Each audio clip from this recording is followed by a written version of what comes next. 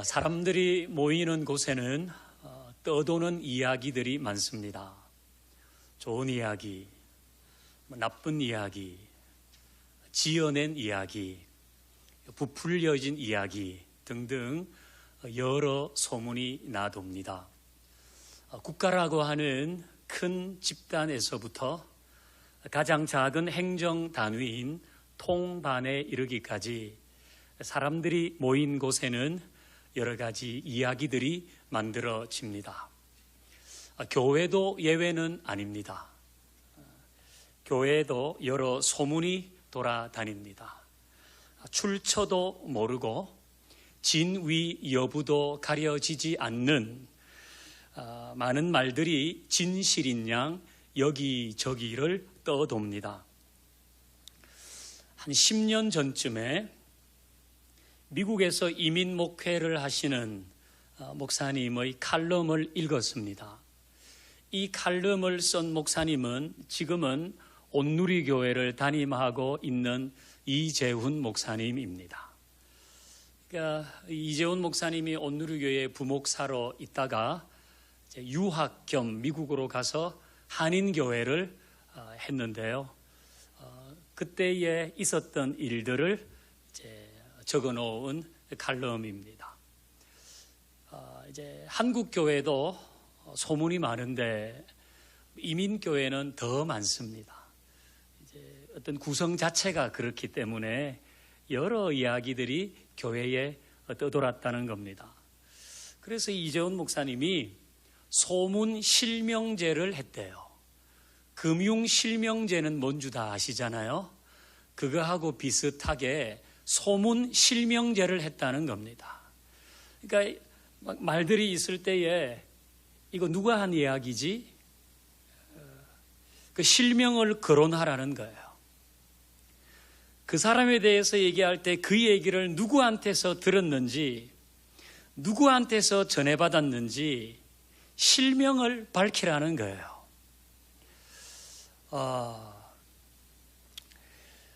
한 5, 6년 전에는 온누리교회와 우리 평화교회는 노회가 같았습니다. 지금은 분립이 되어서 온누리교회는 평양 남노회이고 우리 교회는 그냥 평양노회인데 한 5, 6년 전에는 다 평양노회였습니다. 그래서 이제 교단 총회를 가면 같은 노회원끼리 주로 밥을 먹습니다. 한 번은 그렇게 먹거든요. 그 이제 이렇게 우리 노회원들도 이제 그때는 노회가 더 컸으니까 총대가 많잖아요.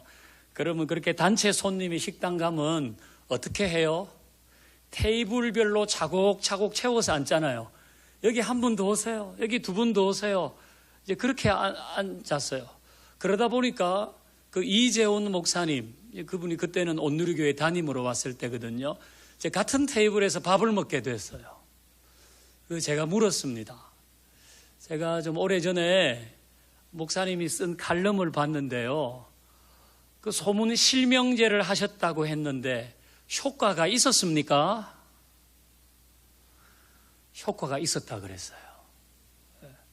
그러니까 무슨 얘기를 할 때 그 얘기는 누가 한 이야기인지, 어디서 나온 이야기인지 사람들이 서로 묻기 시작하니까 근거 없는 소문들, 출처도 불분명한 부풀려진 이야기, 이런 것들이 좀 많이 사라졌다, 그 얘기를 했습니다.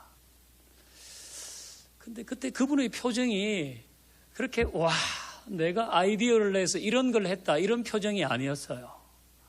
그래서 저도 그 얘기를 들으면서 야, 기발한 아이디어다, 이런 마음도 들었지만 한편으로 씁쓸했어요. 야, 교회에서 듣도 보도 못한 소문 실명제 이런 걸 해야 되나?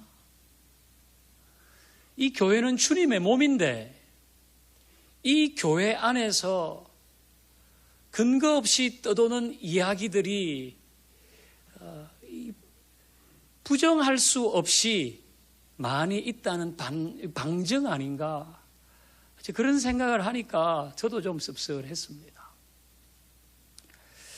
그런데 그럼에도 불구하고 이 소문 실명제는 이민교회뿐 아니라 한국 교회에도 실시해야 될지 모른다. 그런 마음이 또 생기는 겁니다. 왜 그런가? 이제 우리 오늘 본문을 같이 한번 읽어보겠습니다. 오늘 본문이요, 잠언 18장 8절 같이요. 남의 말하기를 좋아하는 자의 말은 별식과 같아서 뱃속 깊은 데로 내려가느니라. 아멘. 이제 노란색으로 된 부분을 보면 남의 말하기를 좋아하는 자의 말은, 이게 뭐 어렵게 해놨지만 이게 남 이야기 아닙니까? 남 이야기. 남 이야기는 별식과 같다는 거예요.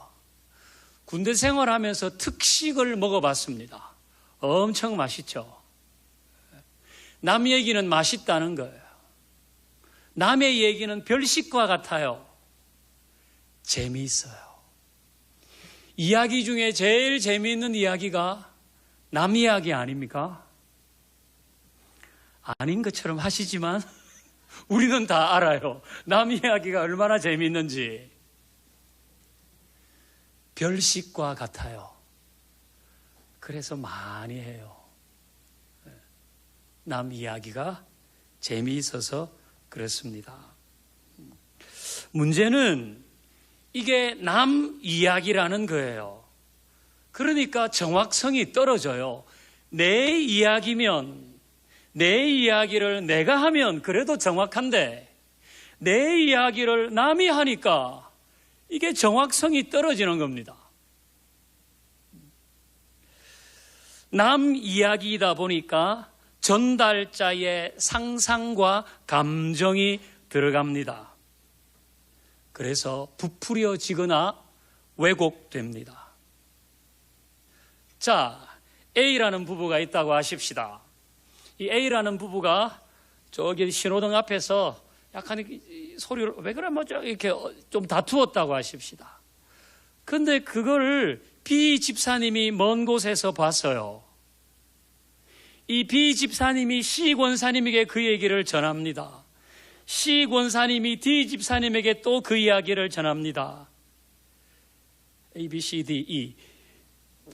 D 집사님이 또 E에게 전합니다.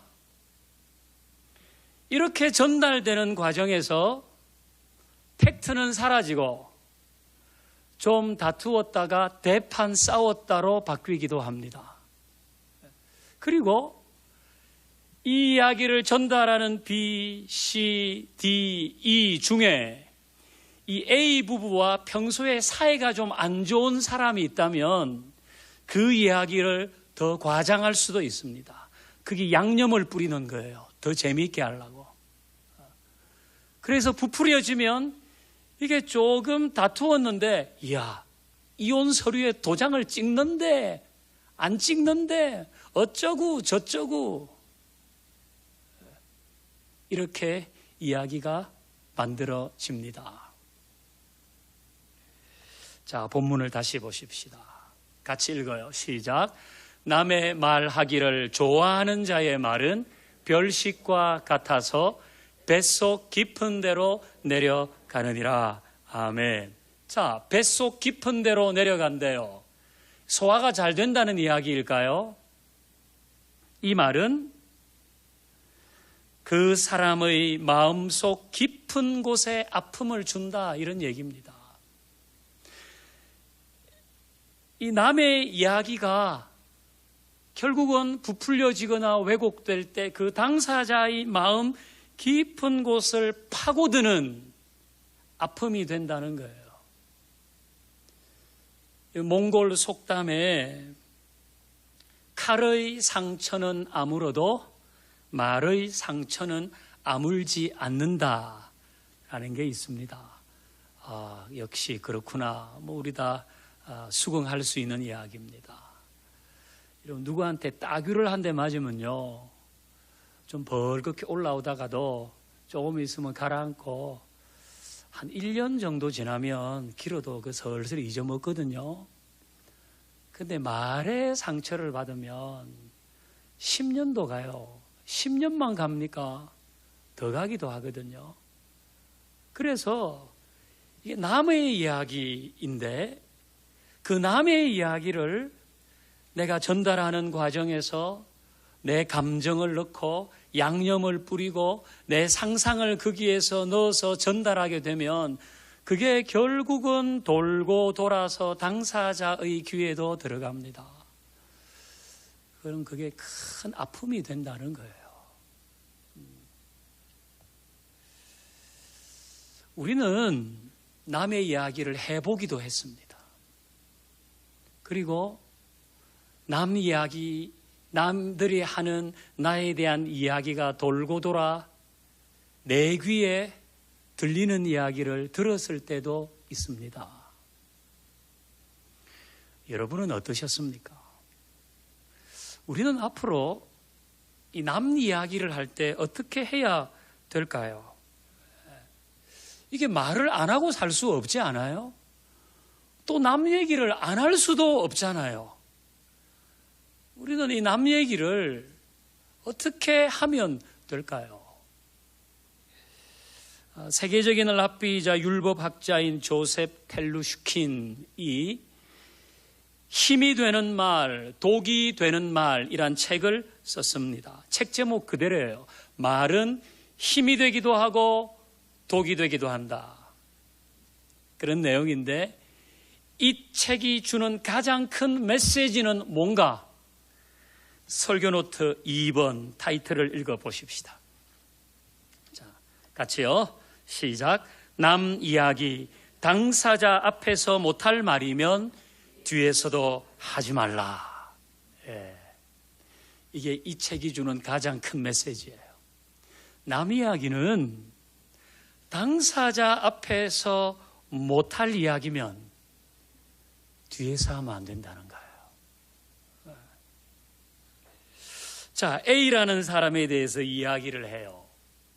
그때 A가 그곳에서 들어도 될 말을 해야 됩니다. 객관적인 이야기, 사실인 이야기를 하면 되는 겁니다. 길 건너가면 세이브존 있잖아요. 2월 상품, 여름 티셔츠 한 장 5,000원에 판다 그러십시다. 그 티셔츠 한 장 고를 때 아무렇게나 고르지 않잖아요. 그런데 어떻게 남의 이야기를 아무렇게나 할 수 있습니까? 그건 매우 무책임한 것입니다. 2월 상품 티셔츠를 살 때도 이렇게도 뒤집어 보고 저렇게도 보고 여기 맞추어도 보는데 어떻게 남의 얘기를 아무렇게나 할 수 있습니까? 골라야죠. 좀 더 진지하게 그 말에 대해서 생각해 봐야죠.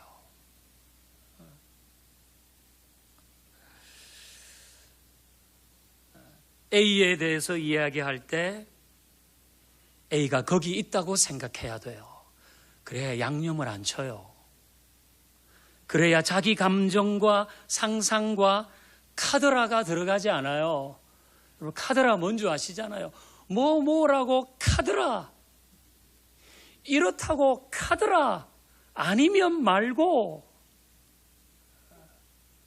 그래야 이런 게 들어가지 않아요. 여러분이 누군가에 대해서 말할 때 그 사람을 어떻게 호칭합니까?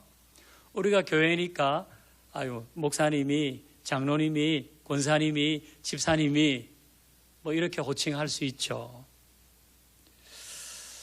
그렇지 않으면 혹시 그 목사, 그 장로, 그 권사, 그 집사 이렇게 호칭하기도 하시나요?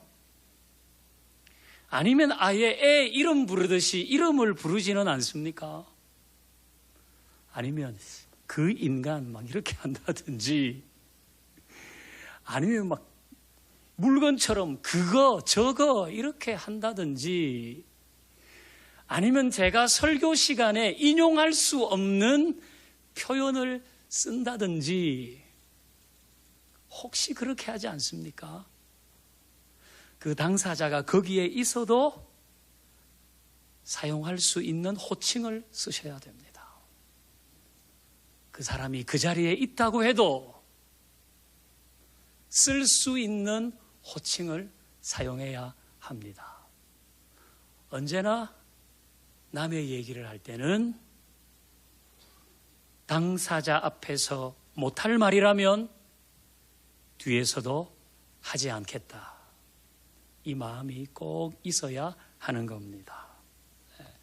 자, 또 하나 있어요. 3번 볼게요. 3번.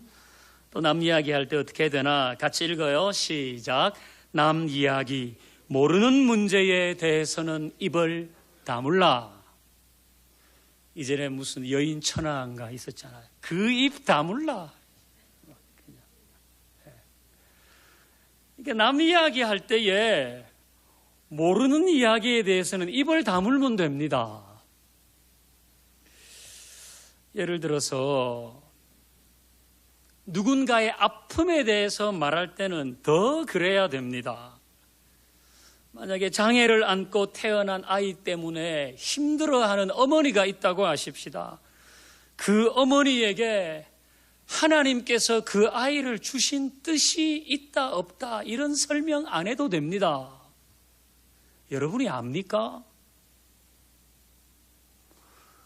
그냥 우리가 좋은 뜻에서 하는 이야기일 수 있지만 그거 모르잖아요. 그 모르면 거기에 대해서는 말 안 하면 됩니다. 누가 어려움을 당했습니다. 큰 어려움을 겪고 있는 사람에게 그 아픔이 온 이유에 대해서 설명하지 마십시오. 그 이유를 내가 알 수 있는 게 아니잖아요. 그냥 말 없이 힘이 되어주면 됩니다. 그냥 말 없이 그 아픔에 함께 하면 되는 겁니다. A라고 하는 사람에게 어려움이 생겼습니다. 사고가 났을 수도 있고 병이 걸렸을 수도 있습니다. 왜 그 일이 일어났는지, 왜 그 사건이 생겼는지 당사자가 아니면 모릅니다. 때로는 당사자도 모릅니다. 그런데 왜 다른 사람이 그 일에 대해서 얘기를 해야 할까요? 그건 이래서 생겼을 거야. 저래서 그런 일이 일어났을 거야. 혹 그런 거 아니야? 이런 것 아니야? 그게 카더라입니다. 카더라. 아니면 말고 매우 무책임한 언어 생활입니다. 모르는 문제에 대해서는 말하지 않겠다. 다른 사람에 대해서 얘기할 때, 그 아픔에 대해서 말할 때는 모르는 문제에 대해서는 말하지 않겠다. 기억해야 돼요. 자, 또 볼까요? 4번 읽겠습니다. 4번 시작. 남 이야기 한쪽 말만 듣고 판단하지 말라.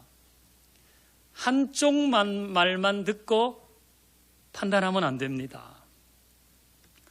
한쪽 말만 듣고 부화 뇌동하는 거죠. 이게 정말 심각한 이야기일수록, 좀 부정적인 이야기일수록 상대편의 입장을 들어야 하지 않아요? 자, 우리 18장 17절 같이 읽어봅니다. 18장 17절 시작. 송사에서는 먼저 온 사람의 말이 바른 것 같으나 그의 상대자가 와서 밝히느니라. 아멘. 그러니까 먼저 온 사람이 얘기를 하면 그 얘기가 맞는 것 같았는데 그 상대방이 와서 이야기하니까 진위가 다르더라는 거예요. 그러니까 한쪽의 이야기만 듣고 판단하지 말라는 말씀 아닙니까? 한쪽의 이야기만 듣고 판단하지 마라. 부정적인 이야기, 다른 사람에 대해서 험담하는 것은 특별히 그렇습니다. 한쪽 이야기만 듣고 흥분하지 마세요. 그럼 이걸 어떻게 해야 돼요? 법정에 가야 돼요, 이거? 억울해 죽겠는데 이거 법정에 가야 돼요. 이거 어떻게 해야 돼요?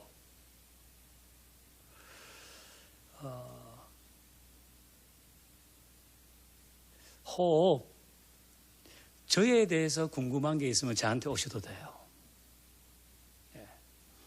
여러분이 목사에 대해서 무슨 얘기를 들었는데 아니 나 저 정도면 이 교회에서 신앙생활 못하겠어. 저 설교를 어떻게 들어? 그런 마음이 생기면 저한테 꼭 오셔야 돼요. 목사가 싫으면 아무것도 하기 싫어요. 목사한테 오해가 생기면 그 설교가 들리겠어요? 아이고, 니나 열심히 해봐라. 그럴 경우는 저한테 꼭 오셔야 돼요. 제가 잘 해명해 드릴게요. 하지만 교인들끼리면 어떻게 하면 될까요? 가야 될까요? 안 가야 될까요? 좀 더 묵상하고 말씀드리겠습니다. 이게 참 곤란해서 그런 거예요. 근데 이게 다 경우에 따라 다르기 때문에 제가 뭐라고 말할 수는 없지만 가장 기본은 뭔가 하면 한쪽 편의 말만 듣고 판단하지 않는 겁니다. 그건 꼭 하셔야 됩니다. 여러분, 사람이 무슨 얘기를 딱 들으면 이 분노 지수가 팍 피크를 칠 때가 있거든요. 뭐? 이렇게 될 때 있단 말이에요. 그럴 때는 어떻게 해야 돼요? 숫자를 세라 그러잖아요. 아니면 구단을 외우래요. 1은 2, 2는 4, 2, 3은 6, 2, 4, 8, 2, 5, 10. 왜 그런가 하면 대부분의 분노가 피크를 칠 때는 시간이 조금 지나면 가라앉는데요. 근데 혹 여러분 중에 무슨 얘기를 듣고 빡 했는데 그게 1시간 동안 똑같은 피치로 간다. 그러면 병원에 가셔야 돼요. 그건 진짜 병원에 가셔야 돼요. 약을 먹든지 치료를 해야 돼요. 근데 보통 사람은 이 피크를 치지만 시간이 조금 지나면 누그러져요. 그래서 숫자를 세라는 거예요. 에스키모 사람들은 그렇게 확 붐이 올라오면 걷는데요. 언제까지? 사그러질 때까지 걷는데요. 그 시간만 조금 지나면 돼요. 이게 피크를 칠 때는 같이 그냥 주먹으로 어떻게 주먹을 한 방 날려버릴까 아니면 벽이라도 한번 칠까 뭐 이런데 시간이 조금 지나면 그게 가라앉아요. 그러면 사람이 이성이 활동하기 시작해요. 그래서 한쪽 말만 듣고 바로 판단하거나 뭐? 이렇게 하면 안 돼요. 우리가 말씀 보았던데 먼저 온 사람의 말이 바른 것 같은데 그의 상대가 와서 밝힌단 말이에요. 그래서 남 이야기 내가 들을 때 한쪽 말만 듣고 판단하지 않도록 주의해야 돼요.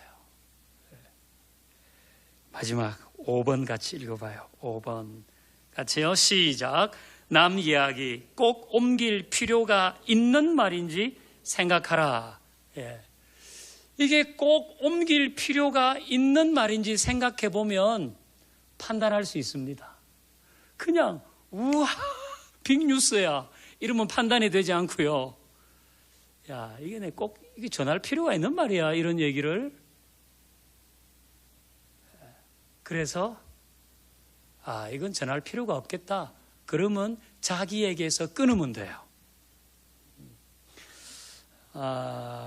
우리 잠언 17장 28절도 한번 읽어볼까요? 잠언 17장 28절 시작. 미련한 자라도 잠잠하면 지혜로운 자로 여겨지고 그의 입술을 닫으면 슬기로운 자로 여겨지느니라. 그러니까 좀 말수를 줄이면 지혜로운 자로 여겨지고 또 입술을 닫으면 슬기로운 자로 여겨진다. 이 얘기는 말을 좀 아끼라는 거 아닙니까? 말을 좀 아끼라. 그래서 꼭 전할 필요가 없는 이야기는 안 전해도 돼요. 너무 말을 안 하면 답답하지만 말을 아끼는 게 지혜거든요. 그래서 남 이야기 할 때 필요한 것입니다. 기레기가 뭔지 아시죠? 기러기 말고 기레기. 이 기레기는 기자와 쓰레기를 합한 말이죠. 그 쓰레기 같은 기자를 일컬을 때 기레기라고 합니다. 그 언론은 공정 보도를 해야 되는데 이게 이제 언론사마다 이 기레기들이 있다는 거예요. 그러니까 무슨 이야기를 부풀리고 카더라 아니면 말고 이런 기레기들이 있다는 거예요. 이 카더라 통신사의 기레기들은 언론사에만 있는 건 아닙니다. 우리 주변에도 있습니다. 그리고 자칫하면 우리도 그렇게 될 수가 있습니다. 그래서 조심해야 돼요. 그래서 다른 사람의 이야기를 전할 때는 이게 전할 필요가 있는 이야기인지 아닌지 생각해 봐야 하는 겁니다. 그러나 여전히 뒤로 다니면서 근거 없는 이야기를 전하거나 잘 모르는 문제에 대해서 함부로 말하거나 한쪽 이야기만 듣고 판단하거나 또는 꼭 전할 필요가 없는 이야기를 여기저기 말하고 다닌다면 그 대가를 치르게 될 것입니다. 그것은 교회의 치리보다 더 엄중한 것입니다. 그것은 명예훼손 죄에 대한 처벌보다 더 무거울 수도 있습니다. 이제 우리 18장 21절을 보십시다. 같이 읽어요. 시작. 죽고 사는 것이 혀의 힘에 달렸나니 혀를 쓰기 좋아하는 자는 혀의 열매를 먹으리라. 아멘. 그러니까 죽고 사는 것이 혀의 힘에 달렸다. 우리 다 이해하는 말씀입니다. 그래서 조심스럽게 신중하게 말해야 하는데 이를 무시하고 혀 쓰기를 좋아하는 자는 남의 이야기를 좋아하고 함부로 말하는 사람은 그 혀의 열매를 먹는다는 거예요. 무슨 말일까요? 이 혀의 열매를 먹는다는 것은 혀에 삼키워진다, 혀에 먹힌다, 혀에 의해서 불태워진다, 이런 말입니다. 와, 혀를 쓰기를 좋아하는 자는 혀에게 먹히는 겁니다. 다른 사람들의 말에 의해서 낭패를 당하게 됩니다. 나의 부주의한 말은 큰 낭패를 불러오는 것입니다. 여러분은 어떠십니까? 최근에 여러분이 들은 소문이 있습니까? 아니면 여러분이 전했거나 또는 전달 받은 이야기가 있습니까? 그 과정에서 당사자 앞이라면 못할 말을 하지는 않았습니까? 잘 모르는 문제인데 함부로 말한 적은 없습니까? 또 한쪽 말만 듣고 판단을 하지는 않았습니까? 그게 꼭 전해야 할 말인지 아닌지 숙고해 보셨습니까? 여러분이 그렇게 하셨다면 참 잘하신 겁니다. 그러나 미숙한 부분이 있다면 이제 다시 자신을 다듬어 가야 하는 것입니다. 우리 교회는 소문 실명제를 해야 될까요? 안 해도 될까요? 저는 소문 실명제 같은 것 안 하는 교회 되기를 소망합니다. 또 이제 사실 우리 교회도 여느 교회와 같이 그동안도 이런저런 이야기들이 있었지만은 우리 교인들의 성숙함이 그 모든 일을 잠재웠습니다. 저는 그런 감사는 있습니다. 앞으로도 우리는 그래야 하는 겁니다.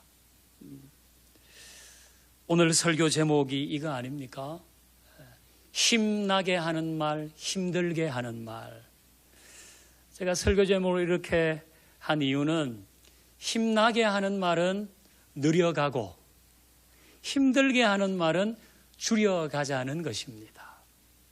힘나게 하는 말은 자꾸 느려가고 힘들게 하는 말은 줄여가야 하는데 그렇게 하려고 그러면 오늘 우리가 함께 나눈 4가지가 필요한 거예요. 뭐예요? 당사자 앞에서 못할 말은 뒤에서도 하지 않는다. 모르는 문제에 대해서는 입을 다문다. 한쪽 말만 듣고 판단하지 않는다. 꼭 옮길 말인지 아닌지 생각해 본다. 야, 이걸 어떻게 하면 우리 잘해올까요? 어떤 때는 이거 생각하다가 막 현타가 와요. 한곡. 그럼 당목을 어떻게 해볼까?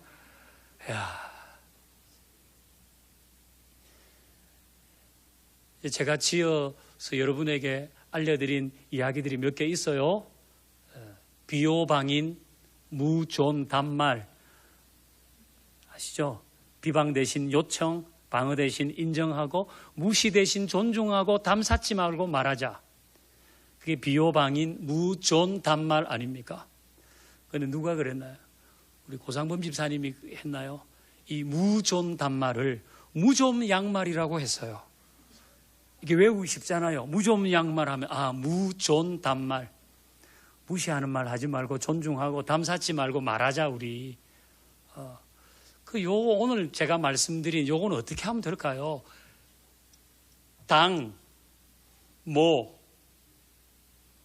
한 꼭인데 제가 일부 예배를 마치고 생각난 게 있어요.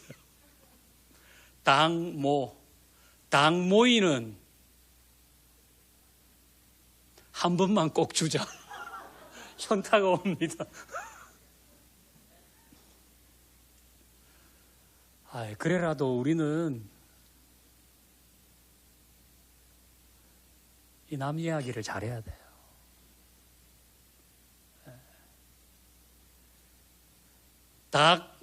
당모이는 한 번만 꼭 준다. 당모 한 꼭. 당사자 앞에서 못할 말은 뒤에서도 하지 마라. 우리 최선희 전도사님이 터졌어요. 지금 빵 터졌는데. 당사자 앞에서 못할 말은 뒤에서도 하지 마라.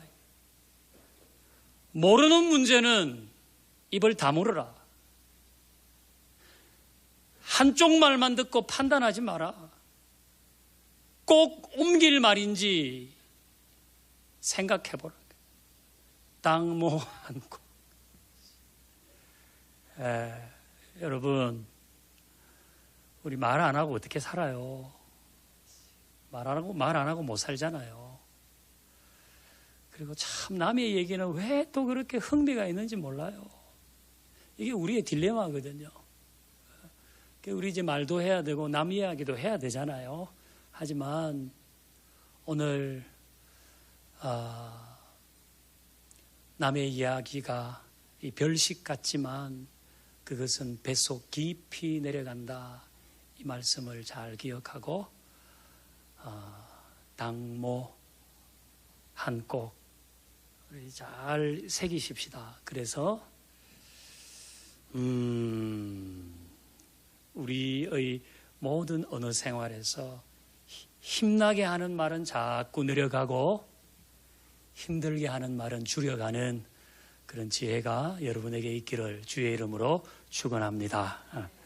이제 우리 찬양하십시다. 찬양 잘 아십니다. 나는 예배자입니다라는 찬양인데요. 이 찬양을 이제 제일 뒷부분에 가면 가사가 이곳에서 바로 이 시간 하나님을 예배합니다로 우리가 그동안 늘 찬양했는데 오늘은 가사를 좀 바꾸겠습니다. 그곳에서 바로 그 시간 하나님을 예배합니다로 좀 바꿔 부르려고 그래요. 왜냐하면 우리는 이곳 예배당에서만 예배하는 사람들이 아니잖아요. 우리는 그곳에서 그 시간에도 하나님을 예배하는 사람으로 서는데, 이 찬양할 때 오늘은 특별히 그곳에서 그 시간에 내가 하나님을 예배하는 자로 내 언어 생활을 좀 바꾸겠습니다. 내 언어 생활에서도 예배하는 자가 되어서 당모 한꼭 이거 지키면서 예배하는 사람으로 살겠습니다. 여러분, 그런 소망이 생기시나요? 그렇다면 우리 그런 마음으로 이 찬양을 같이 드리십시다. 나는 하나님을 예배하는 예배자입니다.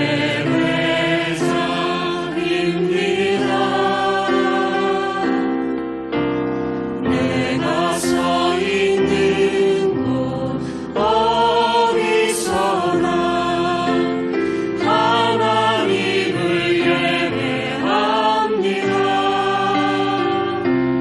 내 영혼 거룩한 은혜를 향하여 내 마음 완전한 하나님 향하여 그곳에서 바로 그 시간 하나님을 예배합니다. 나는 예배자입니다. 나는 하나님을 당사자 앞에서 못할 말을